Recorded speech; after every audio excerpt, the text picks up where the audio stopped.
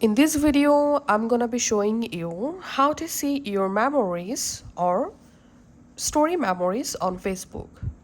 Go to your Facebook and first of all, make sure you have turn on save memories for your Facebook. Just go to your profile photo at the top right and go to your settings. In settings, scroll down and tap on stories.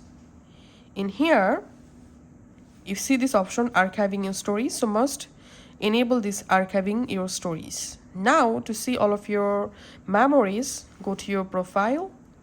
From your profile, tap this three dot next to edit profile, tap on archive and tap on story archive, and here you will find all of your story memories or your old Facebook stories. You can just easily view any story from here.